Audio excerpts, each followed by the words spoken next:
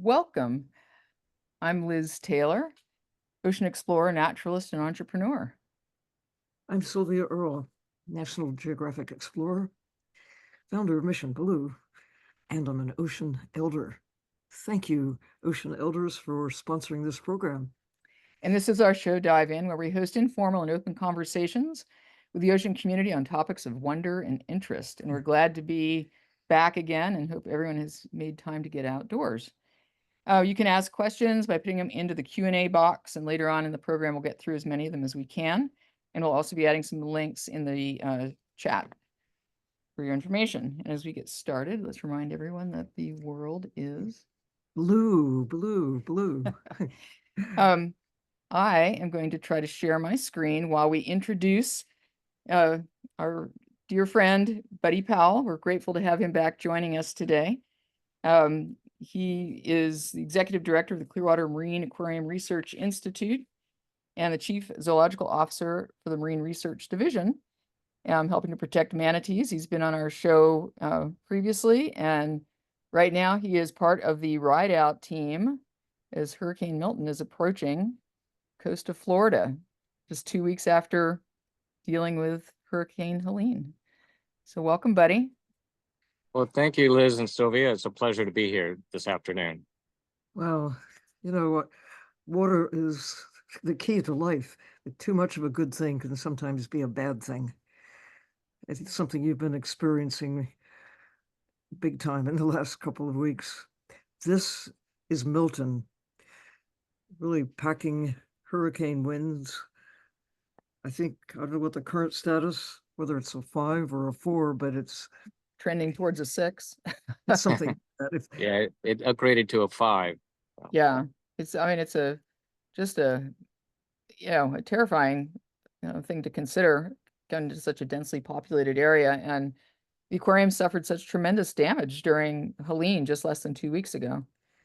right, we wanted to have you come and share the predicament that you and the animals are now experiencing and let people know so that they could weigh in and do what they can to help. And and then along came Milton. So this is a prelude to who knows what exactly, but we'll certainly follow up with you when when this, so to speak, blows over. Um, it's just hard to imagine. I think one of the really good things sort of in your favor there, Buddy, is that the newer building that you have has been really upgraded from the original aquarium to something that is really designed to withstand a larger storm, at least structurally. But it still can be a real problem for the water ingress and the surges that people are experiencing. And Yes, then that's absolutely true. Our new building is rated for a Cat 5 hurricane, but the old building, which actually many of you that might know our history, was a water treatment plant built back 60 years ago. So we've got a lot of old equipment, and a lot of it was built for not necessarily this level of flooding events. well, and so many people have become acquainted with the story of the aquarium that was celebrated with about the what happened with Winter, the dolphin, and how that animal that lost its tail but was rehabilitated through the genius and the kindness, the caring of people who were able to outfit him with a prosthetic tail, and a story that has inspired so many people. So this aquarium, in the aquarium world, largely speaking, it's your place is relatively small, but it is so important as a place where, if you're an animal in need, I would want to be in a place where Buddy Powell is in charge because you have such empathy for the animals and for the people. You really have this passion for wanting people, especially kids, to really understand the nature of the ocean and the creatures who live there. The troubles that we're seeing globally about the ocean and the problems, you were able to share through the eyes of the animals and your own eyes and experiences, not only what the problems are, but what people can do to help. Well, Sylvia, I'm absolutely flattered and honored for your kind words, not only for the aquarium and our mission, which we are sticking to in terms of the conservation and rescue and rehabilitation and release, as well as research. And of course, me personally, it means a lot to me. And but we're faced with many challenges, as you know. Any business person living along the waterfront these days, or with our changing climate and sea level rise, is facing a whole new level of risk that we may not have anticipated, 50 years ago. As a personal example, where I grew up in Crystal River, our house used to flood once every 5-10 years. Well, it's flooded 3 times in the past year. Wow. It's Birds can kind of fly away and from we s- danger. and we did see that, there was some really interesting I guess sort of like a satellite imagery that showed the how many of the birds just kind of fled the area, but you think about other animals But Yeah. for can't. rehabilitating can't fly Right, sometimes. yeah, injured ones. the pelicans we're seeing here, they obviously can't get away. They're ones that are just in captivity because they've been injured or otherwise just can't be released to the wild. Right. And those kinds of, the animals that are in our care, it really does become a struggle to like, we've seen so many people like, do I take my dog? Do I take my cat? Do I take my pet duck? What do I do? And so many animals are just abandoned in place. So it's really to Buddy and his team's credit that they're there ready to ride out the storm with the critters that they're Yeah. stewarding. I know it weighs heavily on you because of the responsibility. When you just say, what can you do and how can people help? Maybe you can share some thoughts, certainly financial contributions to build back and to make up for the lost revenue while the aquarium is closed. I know that's the money that comes in does not exactly make anybody who works there very wealthy. This is labor of love, but you do need the revenue for the groceries for the creatures so that they can be restored to health. And it's a long process. Is this one of the ones that is being cared for, or one of the rescue ones? This is one of the rescue manatees. Right. So, one of the things that we really think about is that, as we were saying, the birds the Sometimes. wild birds can Mhm. sometimes get far enough away from the impacts to be safe. But you think about the manatees, they're not that agile, really. Well, when The the surge brings them strands inland, them. yeah, Yeah. they can't get back out to the So sea. the ones that you shared the images of that your team rescued after Helene, were these ones that were just sort of cast up by the surge into areas they couldn't get out of, or how does that? And it does definitely take a village. We're actually part of something that's called the Manatee Rescue and Rehabilitation Partnership, which is facilities not only here in Florida, but also as far away as Ohio. And we all act Wow. together, work as a team to rescue these animals and bring them into critical care and then place them into longer term rehab until they're ready for release. But the photos you're looking at were actually, I believe, manatees that had found their way into a pond during the surge, and then they had to be rescued. And if they're not injured in any way, then they'll be released right there, at the closest water point. But sometimes they're not so lucky, or they might have been hit by a boat, or the starvation event we had over on the East Coast, or red tide. We've got a red tide beginning to happen again over here. So we expect there to be an influx of manatees in need of rescue and rehabilitation. And it's not cheap to take care of these animals, as you said. And so we're always in need of support, both in-kind support, but also financial support to be able to provide the medical care and the feeding and that these animals need so that they can go back out into the breeding population.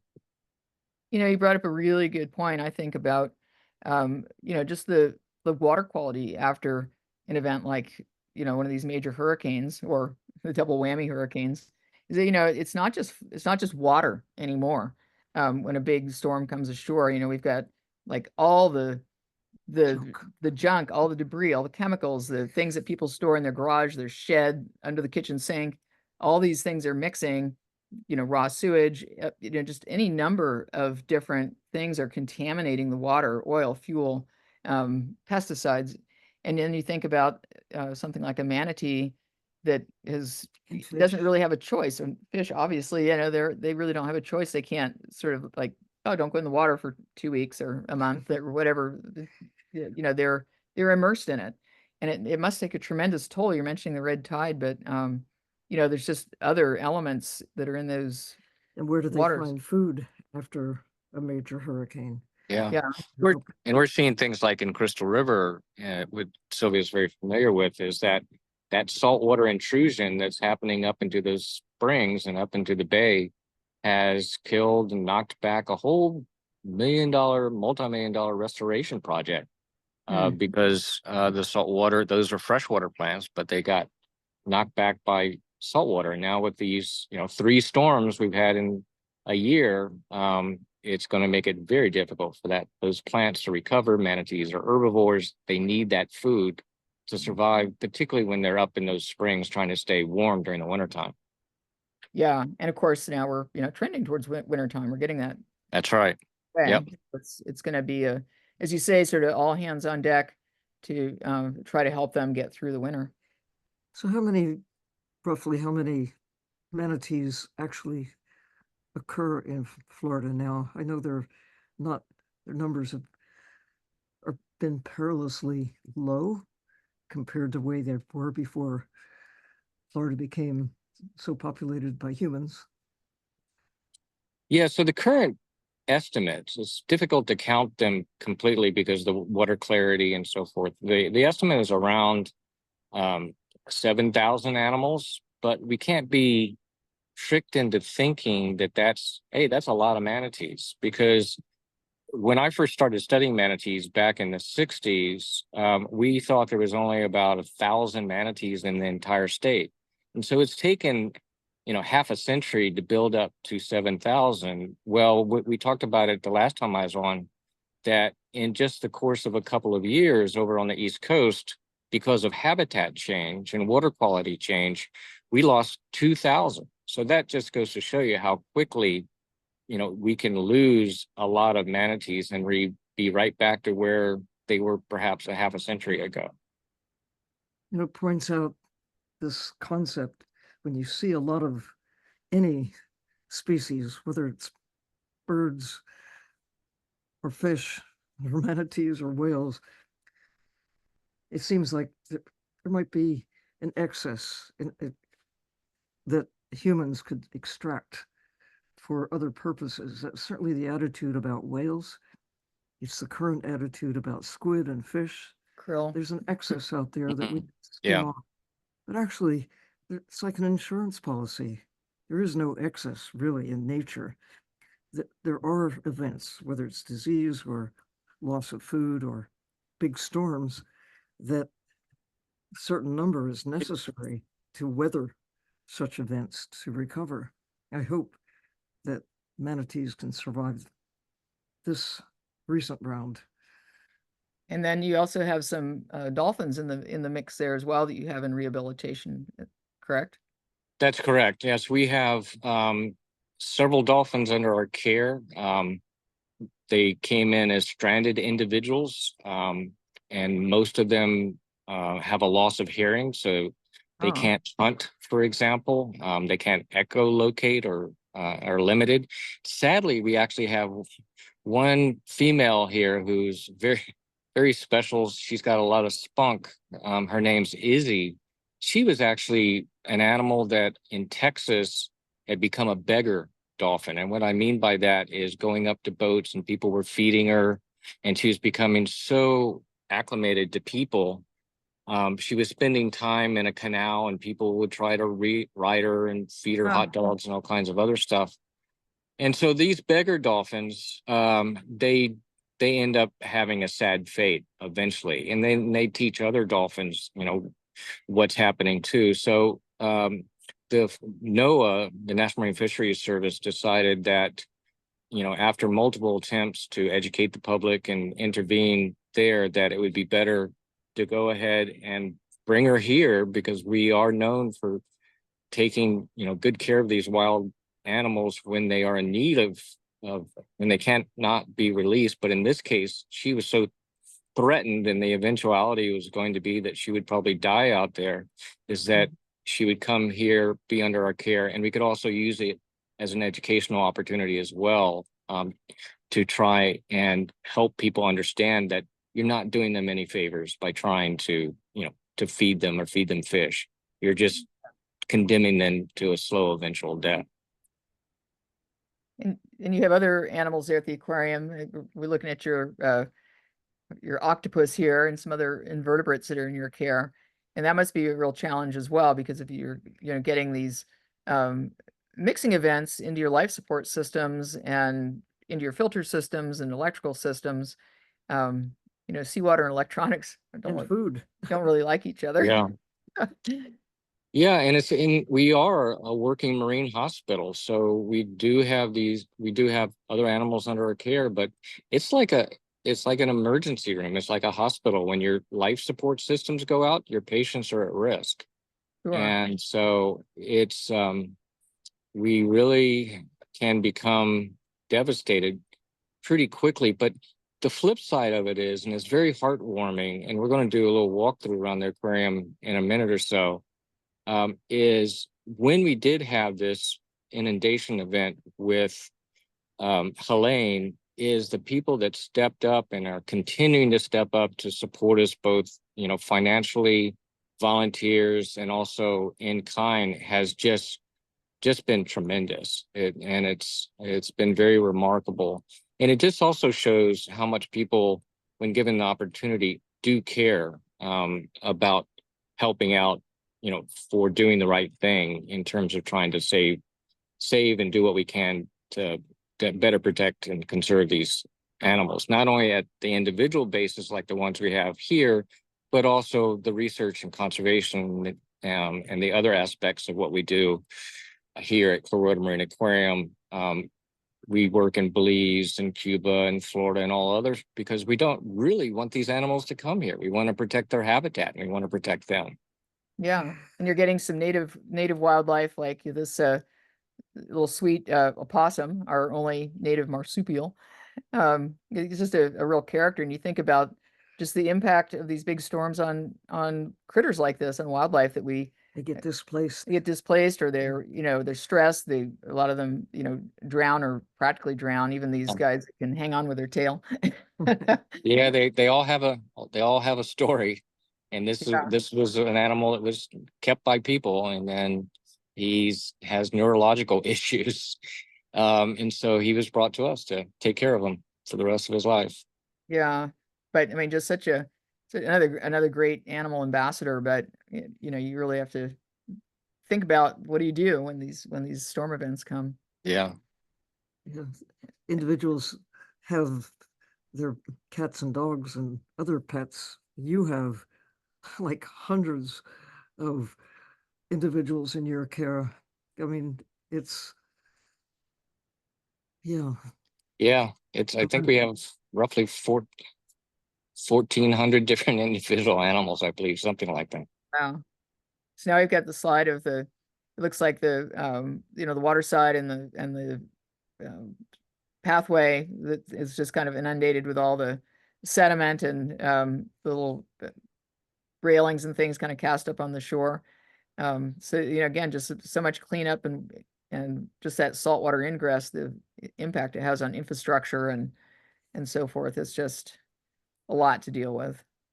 Yeah, it was so terrible. I mean, it's beyond description. People, what we were faced and what we're faced with now, is with Milton coming, a double whammy. This was a storm surge, an unprecedented storm surge, but we're just hours away from another storm, and with Helene just went up the coast.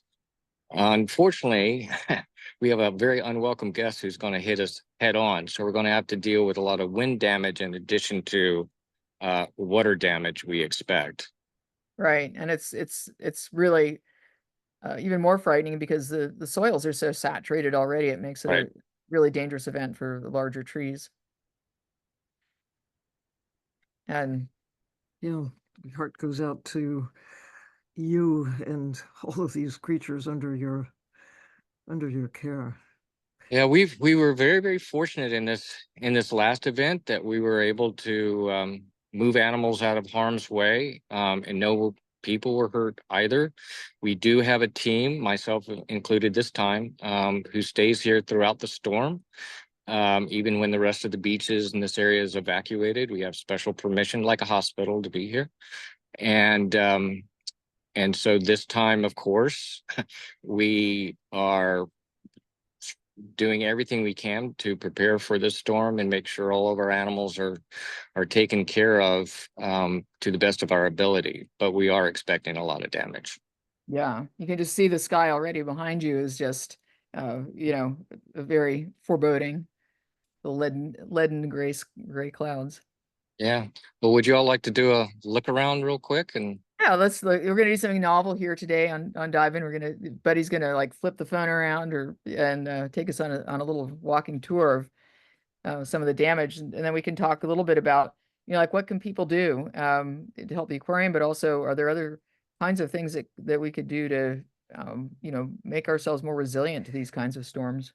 This is part of the Florida West Coast Hope Spot, Mm-hmm. and you're, of course, a very highly respected champion for that amazing part of the planet. I've spent many years there myself, and it's really painful to see so much so quickly put in harm's way. I mean, hurricanes are part of the system, but the human impacts really increasing the temperature and otherwise affecting the natural systems. The mangroves that once served as a border along the Florida West Coast, far up the coast, including around Clearwater and on up to Cedar Keys, much of that has been lost. The shoreline is not as resilient as it was 100 years ago. The mangroves do such an incredible job of absorbing not only And the the seagrass meadows too. yeah, so you get those sort of that staggered um defense system. So you have your your oyster shoals, your little barrier islands and sandbars, And the marshes. the seagrass meadows, and then behind them the marshes and wetlands, and then the swamps. The big cypress swamps that used to be along the coast there. And people love the coast. That's why. Yeah, but that's why you rip out the mangroves so you get the nice white beach, but you also just make path of least resistance for that surge to come in. He's gonna. All right, buddy. you ready? Okay, so here we All right. go. I'm turning my camera around, my phone around. So this is looking out at Clearwater Bay, and the whole island has been evacuated. The bridge is closed off. They're not allowing people to come back out here. These are all residents that have to be off the island by these cars you see by 7 p.m. tonight. Wow. It is the lull before the storm, but you can see the storm clouds beginning to gather. So we're going to walk down now to the first floor. I'm up on a second floor now, and you'll see where the water first came in. And I'm going to do my very best not to fall down these stairs as I walk Don't down. fall down the stairs now. Candid camera. That would be a candid camera situation. Yeah. So as you saw, we're right adjacent to the water. The water came plunging through these gates and then inundated. This is the life support, the filtration, and the pumps for our sea turtles. So we bring in sea turtles that are in need of rescue and rehab from papillomavirus, from hit by boats, or disoriented. And you can see these pumps, and this was built years ago. These were all completely submerged, and so they're pretty much destroyed. Yeah. So we worked together with the Florida Fish and Wildlife Conservation Commission to take care of these sea turtles. And you can see now, with the lack of life support, the algae that's growing in the pools, this is all part of our rehab facility for the sea turtles. They were moved out again with partners from Gumbo Limbo, which is a wildlife rehab facility over on the east coast of Florida, in the southeast. So they came and picked up the sea turtles a couple of days after the storm. And now where I'm taking you, which was our latest pride and joy, particularly for me, which was our brand new rescue, rehabilitation, and critical care facility, what was going to be our critical care facility for manatees. They had just arrived a month earlier. These were ones that were over at Zoo Tampa. They were brought here where they were going to stay, fatten them up. They were rescued from the wild, and then they were going to be released, one up near Tampa and the other up in Crystal River. But with all our life support, the water came, just broke down these gates. And this is actually on the street side, came through here, just wiped out all the educational materials and everything that we had here in place. And now you can see what this habitat looks like. So again, with our partners from the Manatee Rescue and Rehabilitation Partnership, they came, took these animals out, took them back over to Zoo Tampa, where they'll stay until we get our water systems and our filtration back up and running, that we hope to happen very soon. So those animals will actually, if not those two, a couple other will come back to us in preparation of opening up more space for them for that critical care space. So we're walking back this way, and our security guard did take the Uh-oh. board out that I had left to get through the store. Hopefully it's still open, and it is.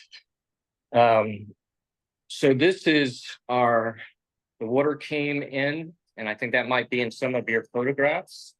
Yeah. And I'm now getting an emergency alert, if you can hear it. Yeah.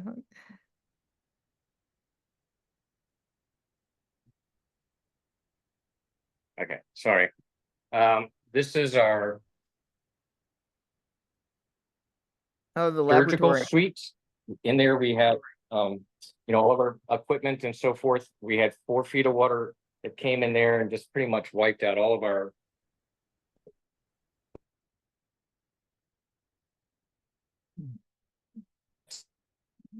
Starting to lose you a little bit here, but Everything has been all out. Okay, maybe I'll turn around so you'll get an idea. I'll take it down another way.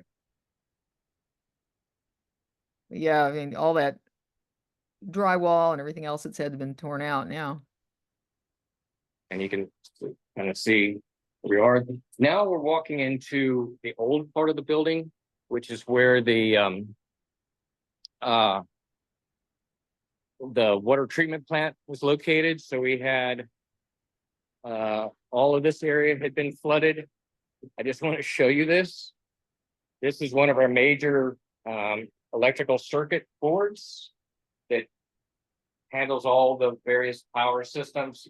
You see that line of rust right there?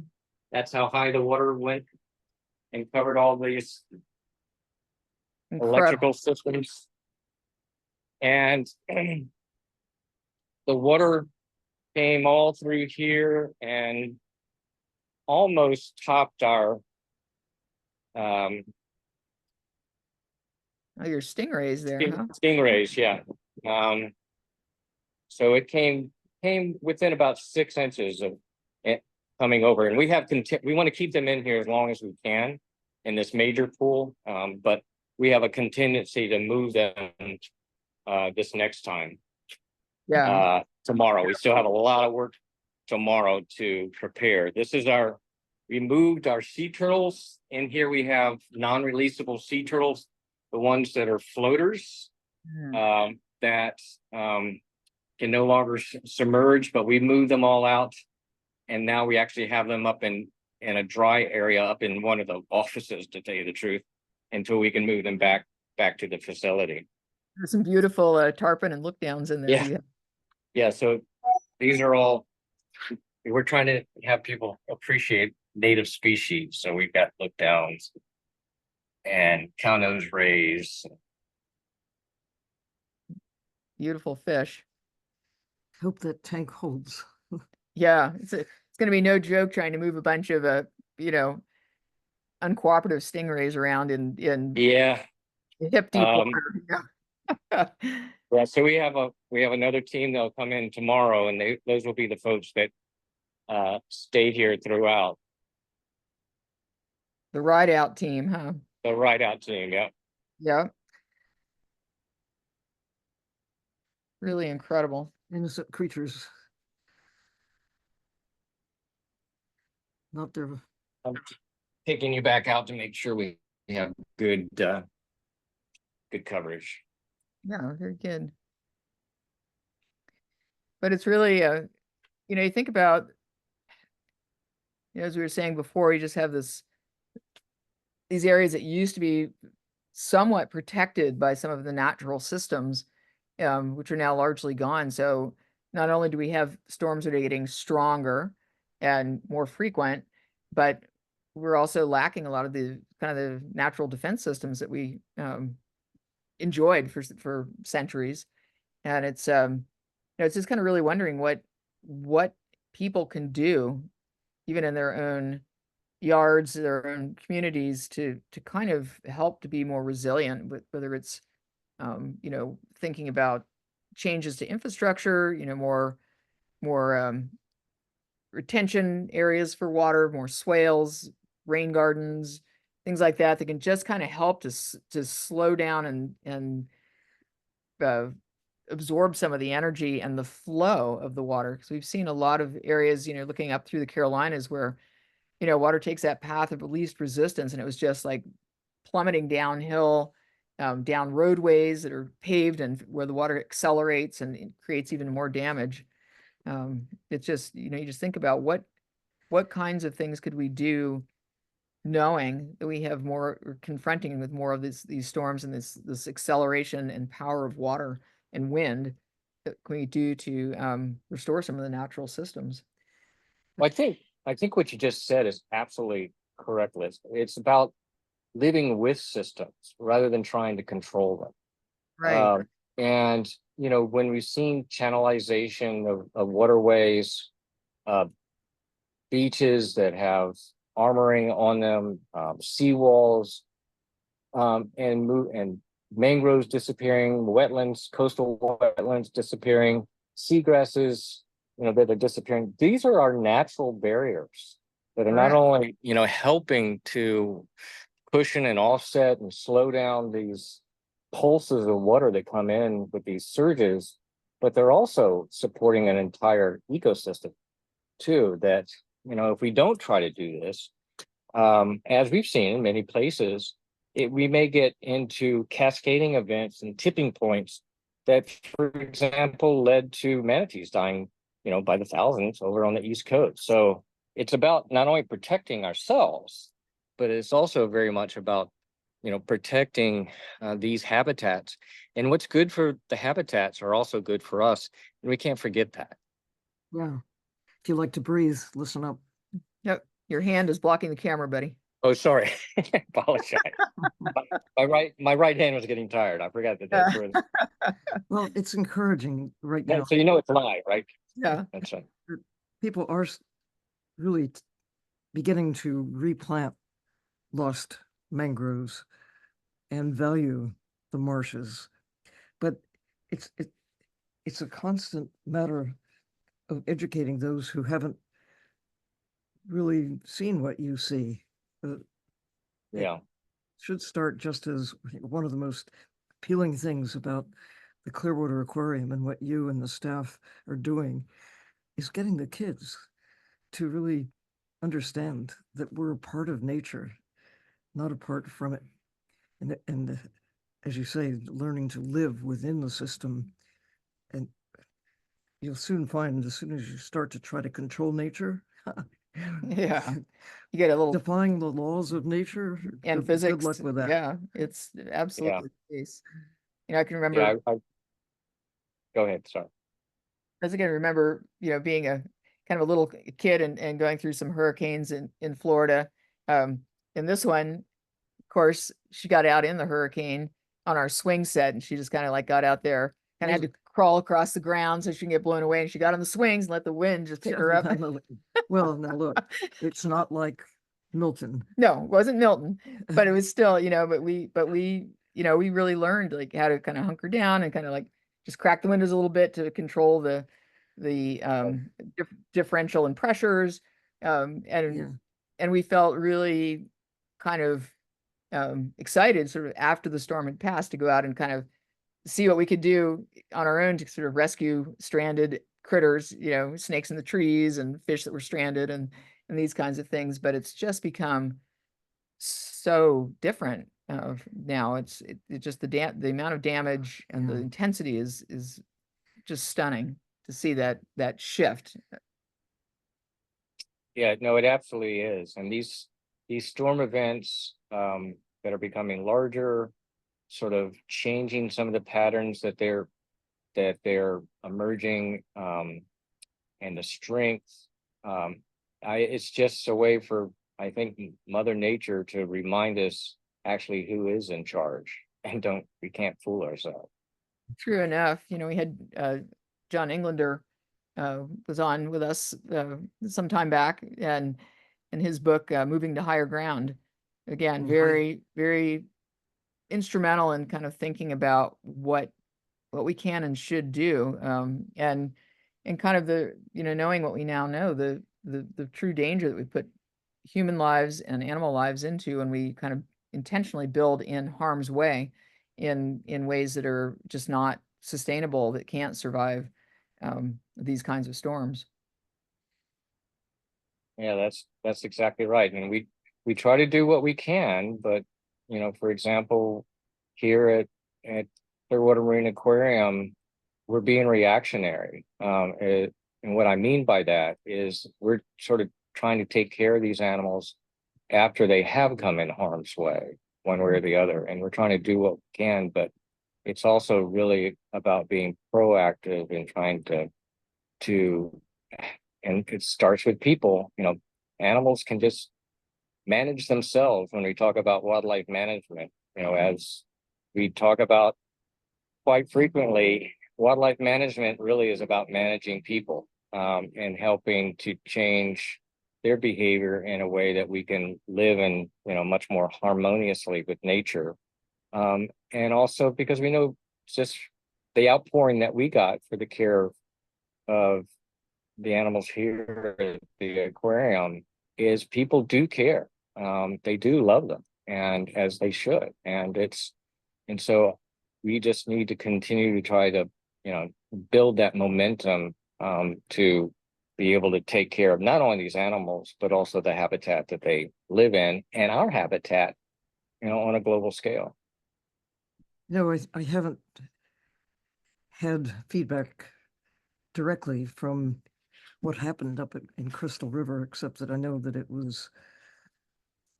has seriously impacted the people and the wildlife in that region and all along the coast and inland. And of course, the storm continued on up to North Carolina and beyond, creating,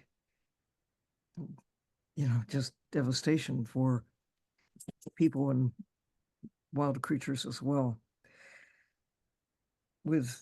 Yeah, I was looking at the storm gauge, you know, the tide level gauge in Crystal River, and that flood event up there was 1.5 feet higher than they ever highest ever recorded. Wow. Unprecedented. Bird's Dive Center is a place that I Right. and others have come to respect and love as a, way to work with them and explore the areas offshore. I'm eager to go and try to do what we can to help. I mean, once you know what the problems are, there's a chance that people can weigh in and lend a hand. And your special role with trying to deal with a place that's become just beloved and important for education and for taking care of animals that have been injured, and those that can be ambassadors to really get people to understand why the ocean matters to them. And we'll see. Yeah, I think Well, as again, coming back to the whole educational component and the fact that we have this whole, hope spot along the coast there, I think is just such really a good cause for hope and leading to action. leading to action. Yeah. We've been working with Buddy on kind of a bigger proposal to kind of help reconnect people, kind of starting right there, in the Tampa, Dunedin, Clearwater area, St. Pete area, to kind of have that as like a hope spot gateway, and then to really have them connect to the water to come to the aquarium, meet the ambassador animals, and then go out and see if you can find a tarpon in the wild. They have this ridiculous tarpon derby there where they try to go out and like catch the tarpon. Why would you do that? Why don't you catch them on Cameras. on a camera, Yeah. but to change that sort of mindset and that I just loved going out and swimming around in those seagrass meadows and seeing the baby conch and the baby barracudas and seahorses and things like that. And it just seems that those opportunities are systematically been lost for people. You said, no child left dry. Like we need Right. Yeah. we need to have more of that happen.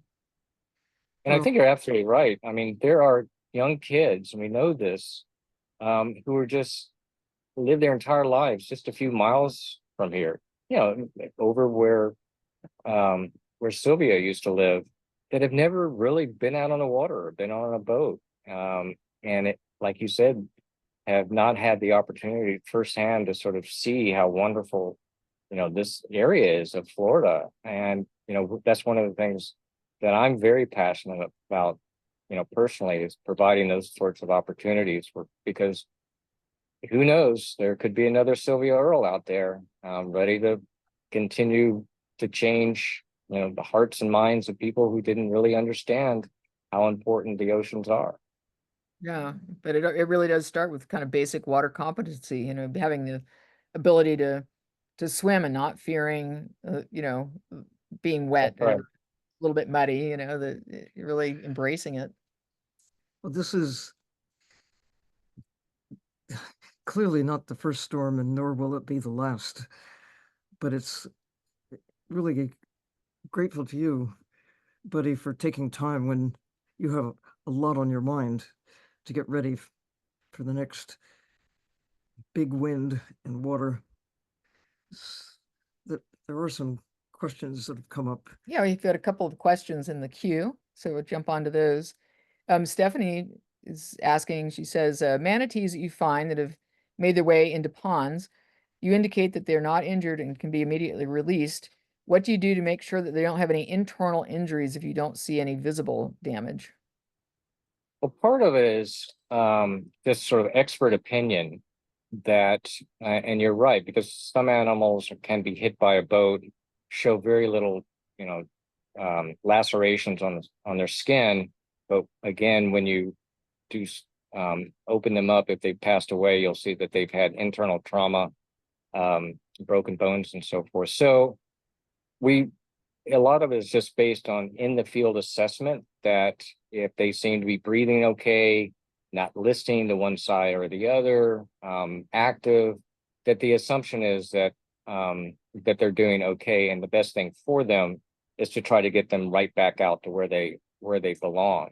If there is any question, and it does happen, is that they'll be brought into, as I was saying before, this whole partnership of facilities called the Manatee Rescue and Rehabilitation Partnership, where they'll undergo care.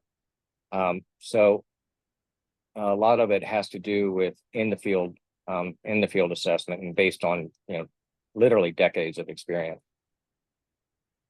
Buddy, do you know what happened at the Tarpon Aquarium? It's just up the coast. No, I actually don't, to be honest. I do know that we have been talking to them fairly frequently, but I don't know how well they fared in this last flooding event. You were able to get some donation of equipment and supplies from the Florida Aquarium, and it similarly sits right on the water.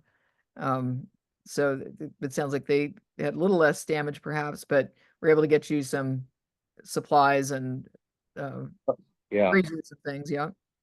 No, absolutely. I mean, it's been, like I said before, very heartwarming, because in these times of need, both not only from the public, but also, you know, our partners around the state and around the country have stepped up, you know, sending us pumps, sending us their people to help out with. You know, some facilities have said, hey, just give your people a break. We'll send our staff down so they can just have some time off for themselves to recover. Because as you can imagine, it's been, you know, very traumatic. So just every level of assistance, you know, we have been receiving. And it just, again, makes you feel like how much people not only care about the work that you're doing, but also the animals that are under your care. Yeah. And it is, I think you really do see people sort of rise to the occasion, if you will, you know, helping one another, helping their neighbors, just being responsive and open to being caring, and you have a nice outpouring of empathy, and you hope it'll just persist after the fact, or they won't go back to like not talking to each other. But they'll just kind of it'll help people to become closer together and to be a bit more committed to thinking about what can they do as a group to make the next That's time right. less impact, you know, less you have less losses as a community, and have that kind of resilience. Yeah, that's right. I mean, when we got ready to move move the manatees and move the sea turtles, it was just a matter of a few phone calls, and it's like, we'll be there. Don't worry. It's like, yeah, mobilization, yeah, and it's really a wonderful thing to see. All right, we got a question from April.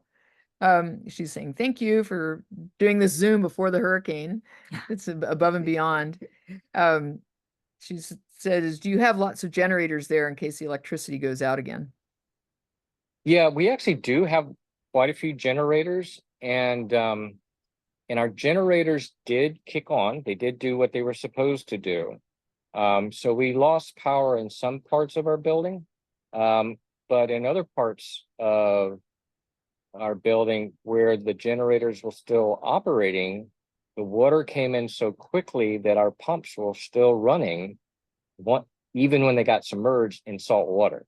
Wow. And we all know electricity and salt water do not go well together. And so that's one of the problems that we did have with some of our pumps burning out and shorting out. So it wasn't a lack of power. We did have those backup generators, but it was the fact that some of these things didn't trip off when we would have hoped that they would have. It's really so interesting because I remember back when Hurricane Katrina hit with such a devastating blow, and it really hadn't occurred to a lot of people, the managers, facilities managers, about generators being, because they're big and they're heavy, they need fuel typically, so they usually put them on the ground floor or in the basement. And that's exactly where the water goes. Path of least resistance. Right. They lost power, they lost their generators, but now you see, you know, people were starting to do things like put the generators on the roof, or even to build, kind of look at some of these structures and buildings that are built right on the water, right on the coast out of necessity, not just whim. But they're almost making them like a ship, like with watertight bulkhead doors. So they can really be assured that they're doing everything they can to prevent water ingress and to keep that critical infrastructure going. Yeah, we, excuse me, our motors were elevated in many parts of the building. Again, this was just an unprecedented flood that even topped the elevated motors. Incredible. And now with a 1-2 punch. Yeah. The weakened systems, get even susceptible. Yeah, so what we're doing this time to prepare, for example, is we are waiting until the last minute, if you will, and then we're actually going to remove those pumps that we are fearful that if this would happen again, that they would become submerged, and move them away and higher, because it's fairly easy to just reconnect them as compared to try to wait for new pumps to come in or repair the ones that we have. So we're actually taking a little bit of a different strategy so we can get life support right back up and running as quickly as possible without having to be dependent on somebody else to bring us pumps or bring us gear. No, it's really important. Victoria is asking, do you guys have a wish list for any items besides, of course, monetary donations? I believe we absolutely do. And I think you all have a link to that as well. If not, then we can certainly get it to you. But we do have a wish list that is up on our website, cmaquarium.org, that you can see the equipment and other sorts of things that we're trying to replace from the last storm. You have some really top priority items that people should be aware of? Yeah, and I mean, they're ticket and big ticket items all the way down to small ticket items, including chillers for cooling the water, pumps and so forth, as well as just a whole variety of everything as simple as, I mean, we lost so much to refrigerators. We fortunately, a call out, we had lost -80 very low temperature freezers that we need for our medical samples and so forth. Well, this call out went out and we were wonderfully inundated with not only a place where we could keep our samples temporarily, but also donated -80-degree freezers. We don't need any. It was wonderful. We did get a couple. That's good. That people are just fantastic. But yeah, there's everything down to just cleaning materials, furniture, computers is another one of these big wish list items. So those are the sorts of things that we're in need of. Excellent. Thank you. And then, yeah, Stephanie was just asking about, preparation for Milton, and you did say you're got the plan to kind of just in time remove some of those really kind of key life support pieces, let them run up to the last moment, get them out of harm's way. What else can or should people be doing, do you think? Yeah, so we've had teams here working. First it was cleaning up, and then it's preparing for. So we have been moving everything that we possibly can. We still have some more work to do tomorrow, up to upper level floors, way out of the flood zone. And so that's what we've been doing now, is just moving equipment around. The other big problem we have, which is not just us here, is the amount of debris that's out on the road, where people have taken their stuff and put it along the road for pickup. They've really been doing a monumental job in trying to get that stuff out of here and away. But all that stuff, guess what happens? It gets washed. It either becomes projectiles, or if we have which we didn't have out there before, or with the flood, it becomes marine debris. It gets washed out and trashed into our waterways and rivers. And, sadly, houses got flooded, but all that stuff stayed within the house. But once it's out on the street, it's open to the elements and flooding and wind. Yeah, I know exactly what you mean. Again, after Hurricane Katrina, we were called on to go with some of our remotely operated vehicles and support equipment to go help survey around some of the offshore infrastructure to look for signs of damage and so forth. And we couldn't operate after dark at all because they had situations where there's a whole submerged house just floating right below the surface out Yeah. into the Gulf, and the cars that were half submerged, and just all manner of stuff that is out there, and that and the cleanup once things are underwater becomes exponentially more difficult and expensive. Yeah, that's absolutely right. And just the amount of material, not only the sort of that type of material, but oils and lubricants and all the other sorts of things that just gets washed out there that our poor ecosystem has to try to handle. Absorb. Yeah, yeah, Yeah. yeah, and that takes a long time to for nature to mitigate those things if they can Uh, be at all. mhm. But that was sort of the concern about the turtles and manatees, dolphins, the fishes, the animals that are going to be kind of enrobed in those chemicals. It can just really kind of push them over the edge in some cases, where they might just be That's right. hungry, a little bit banged up from being banged around in the surge and so forth, but then they get kind of a big mouthful of petroleum product or something. It's hard on the system, be hard on any system. Absolutely. Yeah. When these animals are already stressed, additional stressors like this, as you said, can just put, be very impactful. Yeah. Well, it's so exceptional, buddy, that you would take time right now. I hope you will please take care of yourself. So much depends on you and the people around you. And we'll be looking forward to hearing how you fare and encouraging people to tune in, check out what your needs are, and see what they might be able to do to help take care of really. Well,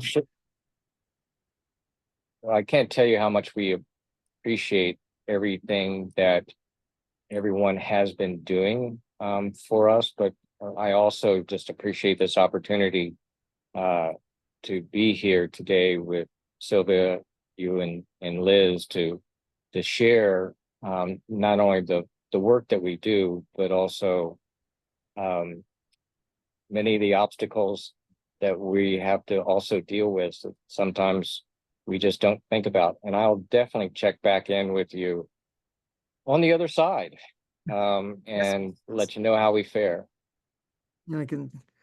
It's quite dramatic seeing the storm clouds behind you. I know they really do look Almost. leaden. Yeah, it's getting dark over there. Yeah, Fortunately, it's not a lot of wind right now, but it's going to be a lot of very different story just 24 hours from now. right? It's just you can just get that, feel it coming, and yeah, it's definitely the force of nature at work.